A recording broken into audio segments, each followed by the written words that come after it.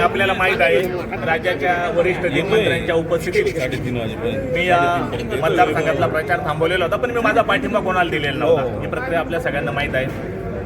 त्या पाठिंबा न देण्याच्या दिवशी किंवा त्या दिवशी माझी बाईट झाली, मी प्रचार थांबवतो, त्याच दिवशी माझ्या कार्यकर्त्यांचा उद्रेक पण आपण या ठिकाणी बघितलेला होता. त्याच कार्यकर्त्यांनी ही निवडणूक मी प्रचार थांबवून घरी बसल्यानंतर पुढे नेली.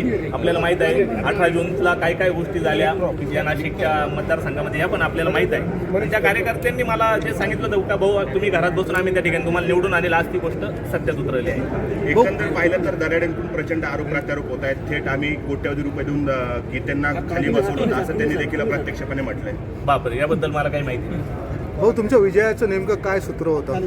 नाही, मतदारांचा विश्वास, मतदारांची असलेली त्या उमेदवाराबद्दलची नाराजी आणि माझे प्रामाणिक अहोरात्र झटणारे कार्यकर्ते, हा माझ्या विजयाचा मागचा. 3 मंत्री प्रयत्न करत होते. तुम्हाला वाटला काय, तुम्हाला मतदारांनी का साथ दिली?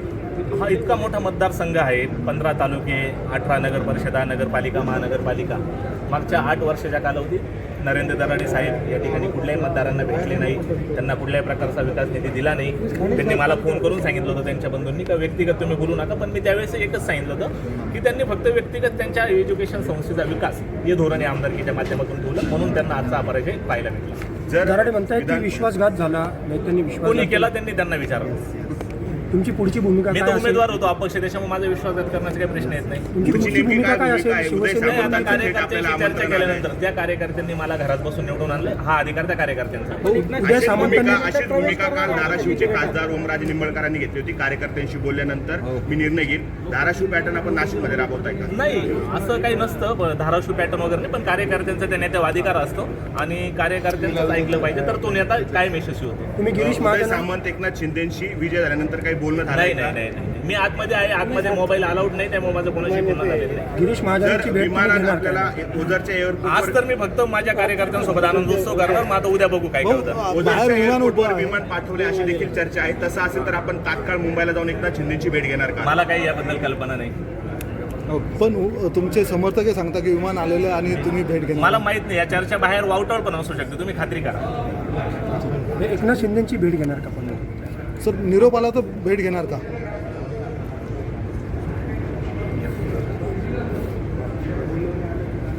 निरोप जर आला तर तुम्ही भेट शिंदेचा घेणार जर का? निरोप आला तर आपण भेट घेणार. हा, मी कोणाला पण भेटू शकतो, लोकशाही आहे. उद्या मला मी या मतदारसंघाचा प्रतिनिधी म्हणून महाराष्ट्राचे मुख्यमंत्री असतील, तत्सम खात्यांचे मंत्री असतील, यांना भेटणंच आहे. त्यात अपक्षही असं हा अपक्ष असल्यामुळे कोणाला हा, मी भेटू शकतो ना. कामं तर करावं लागणार ना. मी लोकांना वचनबद्ध केलंय त्या ठिकाणी त्यांची कामं करण्यासाठी. मला ज्यांना कोणाला भेटावं लागेल, मग ते महायुतीचे असो, महाविकास आघाडीचे असो, मी त्यांना भेटेल आणि माझी कामे मार्गी लागेल. महायुतीचे 432 मतं होते. दराडेंचा विजय निश्चित मानला होता. हे बघा तुम्ही, महायुतीचे मतं जरी असले तरी ही निवडणूक दराडे आणि गीते अशी झाली. आपल्याला माहित आहे पहिल्या दिवसापासून महायुतीमध्ये पण दराडेंबद्दल खूप त्या ठिकाणी नाराजगी होती. या आमदार महाशय महायुतीच्या नगरसेवकांना पण मागच्या 6 वर्षात पुढे उपलब्ध झालेले नव्हते. त्यांना कुठल्याही प्रकारचा विकास निधी यांनी दिलेला नव्हता. आपण जरी त्यांना महायुतीचे उमेदवार म्हणत असलो, पण ही निवडणूक गीते आणि दराडे यांच्या स्टेट झाली. आणि त्यात आता मला महाविकास आघाडी, मी पहिले सांगितलं का मला मालेगावचे असले आसिफभाई शेख, आपले मालेगावचे माझे आमदार इस्लाम पार्टी, त्यांचे मतं आणि महाविकास आघाडीचे मतं यांनी पहिल्यापासून त्यांची भूमिका माझ्या मागे स्पष्ट ठेवली.